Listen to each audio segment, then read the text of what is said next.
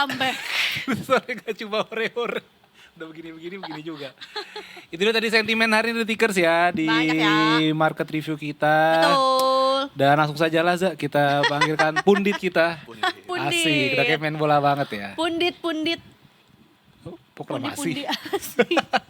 Kita sudah bersama Mas Andi dari Mega Capital Sekuritas. Selamat Welcome sore back. Mas Andi.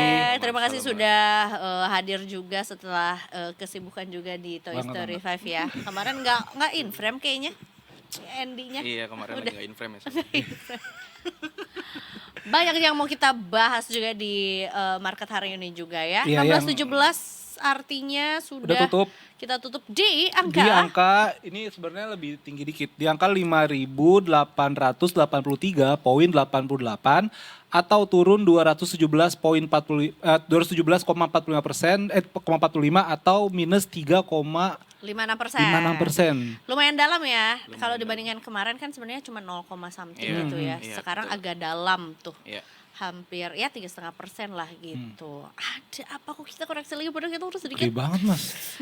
optimis Iya. kayak oke 6.000 nih. Iya 6.161 loh 6.000 angkanya. Ya kan gitu. pertama 6.161 tapi langsung turunan emang. Gitu. Ya kalau saya sih ngeliatnya di perdagangan hari ini ada beberapa sentimen ya Mbak ya. Salah satunya yang paling krusial itu tentu dari MSCI, terus juga dari rupiah yang kembali melemah nih. Per tadi sore saya cek itu hampir tembus ke 18.000 lagi, udah di 19.000, udah di 17.950 ya. Terus di sisi lain juga ada beberapa emiten-emiten khususnya emiten big caps yang ada aksi profit taking gitu loh. Kita bahas satu-satu dulu ya. Oke. Yang paling berat dulu MSCI yang juga Iya. baru saja mengumumkan. Kapan sih Mas? Kemarin ya? Tadi pagi pagi. subuh.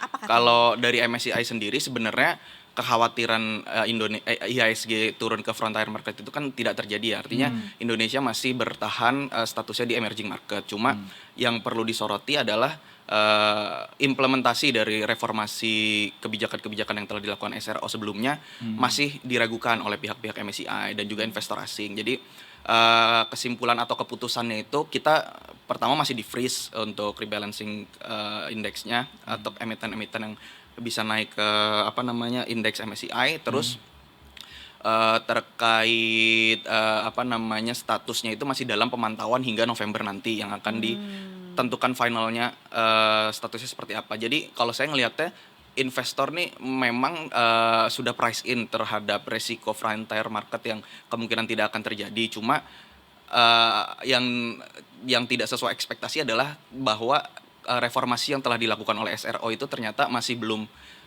dianggap final gitu loh. Maksudnya masih diragukan sehingga ini berpotensi untuk asing untuk inflow ke IHSG gitu loh. Jadi yang tadinya kita berharap di Mei ini sudah ada kepastian gitu loh. Oke, kita udah di emerging market tetap dan reformasi-reformasi yang telah dilakukan oleh SRO ini sudah bisa diterima oleh MSCI sehingga harapannya asing bisa kembali masuk gitu kan. Cuma pada akhirnya ternyata masih dalam pemantauan lah hingga November nanti dan itu cukup lama ya. Jadi kemungkinan besar sih bakal persisten ini outflow dari asing nih.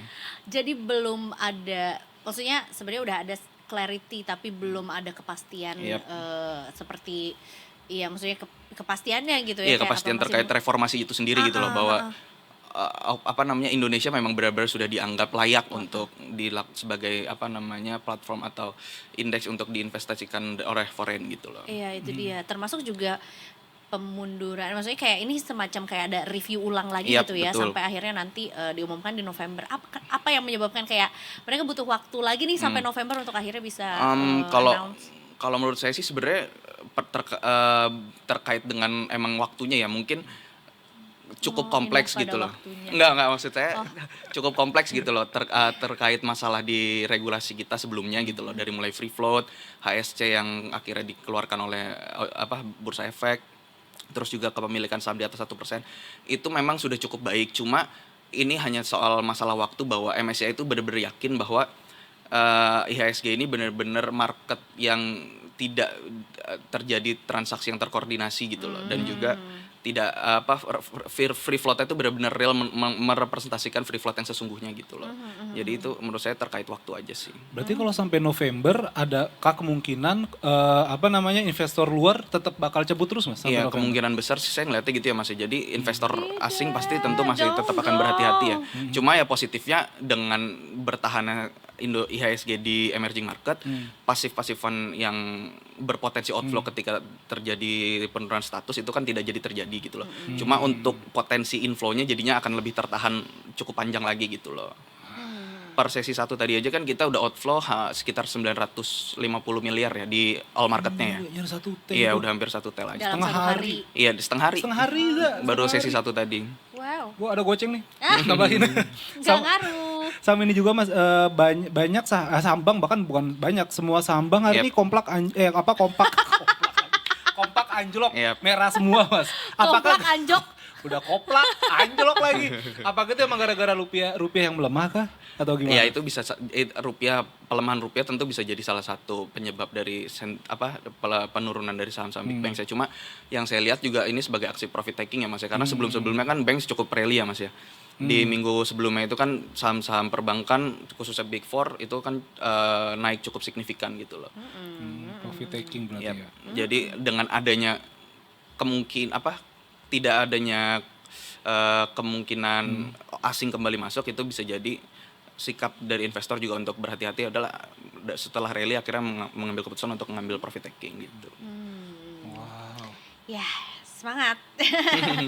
Semangat, walaupun kita berharap yang terbaik juga karena upaya-upaya juga udah dilakukan juga sebetulnya untuk bisa meyakinkan MSCI juga betul. gitu bahwa kita we deserve in this tier gitu, in this di peringkat ini ya, gitu. di peringkat ini gitu sebenarnya. Iya, kalau dari market cap dan juga emiten-emitennya juga sebenarnya IHSG itu masih sangat sangat layak untuk di emerging market sih Mbak.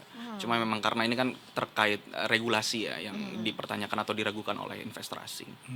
Sama di pasar saham juga Mas yang lagi ramai itu soal IPO Rans Entertainment. Ya, sebenarnya bukan Rans doang ya. Jadi ini lagi sebutnya parade IPO kan. Ada 6 emiten yang akan IPO kan di listingnya tuh. Libur sekolah ya kayaknya ya.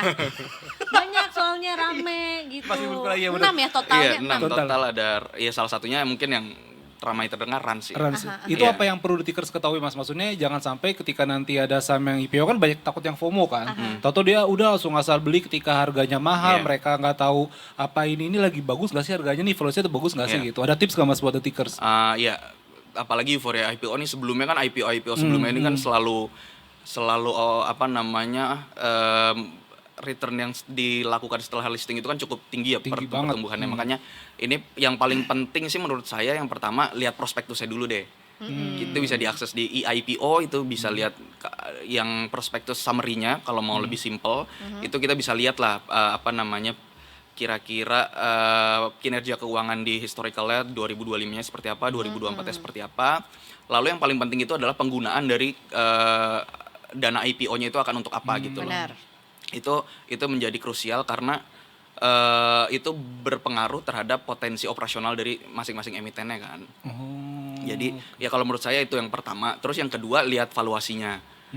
Saya sebenarnya udah ngitung juga beberapa emiten yang mau IPO dan memang ada beberapa emiten yang valuasinya cukup mahal, dihargai premium. Cuma memang dari segi net income growth-nya dia cukup signifikan. Itu ada saham Jelly dan juga itu saham Inaco ya, kalau mungkin produk yang familiar Inaco. Betul. Ini bukan ajakan buat ini disclaimer cuma just info aja. Ini juga sebenarnya di media-media juga udah keluar sih. Itu ada di pair sekitar 30 kali gitu ya, dan itu harganya cukup mahal. Cuma memang net income growth-nya itu di tahun 2025 kemarin itu sampai 200%-an. Iya, makanya. Makanya mahal ya. Iya. Dan juga tapi Jelly ini syariah ya. Iya, dan juga penggunaan dananya itu mau digunakan untuk ekspansi produk dan juga capital expenditure untuk beli beberapa mesin. Oke, walaupun memang ketika ada suatu perusahaan IPO itu atau melantai di bursa, ya mereka juga nyari untung kan Mas sebenarnya kan? Iya, pasti kan namanya mencari dana kan. Likuiditas gitu ya. Tapi Iza langsung mau beli nih? Belum. Apa ini bukannya? Belum keren gak? Keren udah mau ini. Oren. Maksudnya keranjang. Keranjang ya. Tapi udah tetap juga ya book building Iya, juga ya. beberapa emiten udah masa book buildingnya sudah selesai. Sudah selesai juga gitu ya. Lumayan soalnya harganya Iya lagi. sebenarnya Kira-kira gitu. segituan. Iya.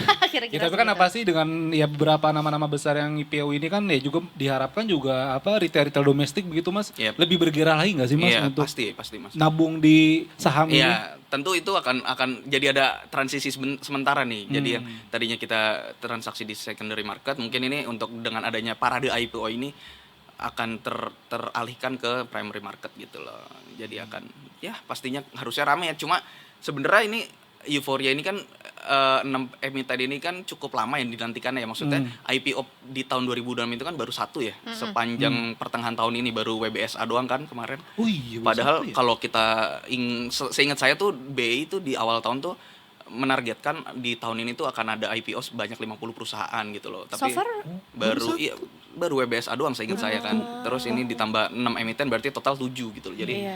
ya masih cukup. long way to go Iya. ya. Ya tapi ya gimana Mas marketnya gini mungkin Iya, itu. Salah ya? In this economy. In this kan, economy. sebetulnya juga dari mungkin emiten-emiten juga khawatir juga. gitu kan. Jadi Iya. dengan parade IPO ini bisa menjadi katalis lah jika memang nanti oversubscribe atau nanti antusiasnya padat mungkin tinggi, akan nge-trigger emiten-emiten yang akan ditargetkan IPO di tahun ini juga gitu loh. Oke, Mas, ini juga ini kan masih 5.000 nih Mas. Kan kalau di dunia saham tuh ada kayak faktor psikologis ya. Ya kan, ada angka-angka psikologis nih berapa. Kalau melihat market yang hari ini turunnya ke angka 5.000 lagi, apa psikologis para retail ini Mas? Saya minus banyak. Ya kalau mungkin dari sentimen dulu kalau saya lihatnya dari katalis positifnya sebenarnya juga belum gimana-gimana banget ya Mas ya. Ya semoga dengan stimulus pemerintah tuh yang di semester 2 akan di ini ya itu bisa menjadi daya tarik tersendiri lah untuk ningkatin konsumsi masyarakat gitu loh yang bisa berimbas ke operasional atau emiten-emiten kinerja emiten-emiten. Cuma kalau dari mungkin maksudnya teknikalnya gitu Mas. Iya kayak gitu Mas. Iya, Misalnya yang 5.000 udah psikologis nih belum nih gitu-gitu Iya, kan. kalau kita lihat sekarang di 5.800 mungkin support selanjutnya itu saya ngelihatnya di 5.650-an lah Mas. Jadi kalau bisa tembus ke 5.650 itu bisa berpotensi turun lagi. Cuma yang kalau besok bisa rebound ke atas 6.000 dan ditambah dengan adanya sentimen-sentimen positif yang semoga nanti ada gitu. Itu bisa terus naik lagi sih Mas. Cuma kalau dari prediksi kami sih kalau sampai akhir tahun nanti ya paling optimisnya itu cuma di 7.000-an sih Mas. 7.000. Iya. Wow, enggak 30.000 Mas. Kalau kata Pak Purbaya. Kan 10.000. Amin. 10.000. 30.000 sih oke ya. Iya, kan lu katanya Kita pernah akan tarifnya menjadi 30.000. saudagar kaya. Saya minjem duit sebanyak-banyaknya kalau ada potensi ke 30.000 sih Mas. Iya. 30.000. Oke, 7.000 berarti ya setelah tahun nih. Oke, Itu dia, menarik, hopefully ya. Oke, apalagi mungkin dari emiten yang cukup di tengah-tengah gelapnya malam ini Iya. ada yang mungkin cukup bersinar gitu. Sebenarnya kalau kita lihat positif ya dengan kondisi market seperti ini untuk yang emang punya alokasi dana dingin yang cukup mumpuni gitu ya bisa serap beberapa saham big banks lagi karena ya balik lagi ke dividend yield-nya yang cukup menarik, terus mungkin ke saham-saham dengan dollar earner itu juga bisa menjadi katalis positif. Terus juga mungkin dari saham-saham komoditas kayak yang Cooper atau tembaga gitu. Itu masih cukup potensial sih menurut saya di sektor tembaga karena data center, AI gitu-gitu kan masih sangat membutuhkan komoditas tersebut gitu loh. So, kalau yang sawit B50 itu Mas? Iya, itu yang B50 itu kan implementasinya awal Juli ini ya. Juli ya. Iya, ya itu sebenarnya saya juga terkait emitennya tentu bisa menjadi kepastian permintaan gitu kan Mas dari emitennya, cuma terkait harganya sih yang saya belum ngulik kepastian. Maksudnya itu kan untuk konsumsi domestik kan ada aturan DMO gitu kan. Nah, itu kesepakatan harganya itu akan seperti apa gitu loh. Kalau semisal harga yang disepakati jauh di bawah dengan pertimbangan mereka ekspor kan itu tentu akan merugikan emitennya gitu loh. Oh iya ya. Oke, masih baiklah. panjang 2026 nih berarti.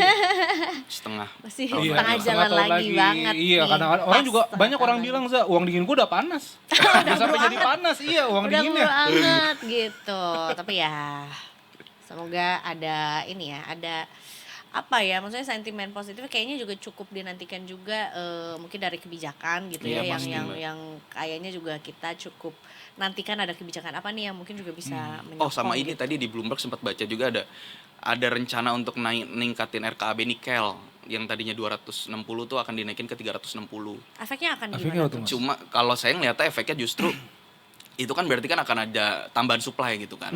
Nah, otomatis dengan adanya tambahan supply, kalau nggak dibarengin dengan permintaan yang ikut meningkat, akan menggerus harga nikelnya itu sendiri gitu loh. Jadi Oh, bisa iya, berdampak iya, juga sih ke emiten-emiten nikel. Jadi perlu diperhatikan lah. Asal permintaannya ada. Iya gitu. Kalau nggak ada yang minta, bingung ntar. Ya nikel Jualan. sendiri sih masih oke sih sebenarnya kan untuk ini, untuk apa EV kan masih kepake banget untuk Maksudnya baterai. secara apa ya, memenuhi kebutuhan dalam negeri gitu? Kalau so far sih masih marketnya kebanyakan masih di luar Di ya Mbak luar ya, ya. masih untuk ekspor. Ekspor. Oh. Oke deh, Mas Andi, thank you. Terima kasih banyak Mas Andi sudah jauh-jauh kemari. Jauh banget. Jauh-jauh.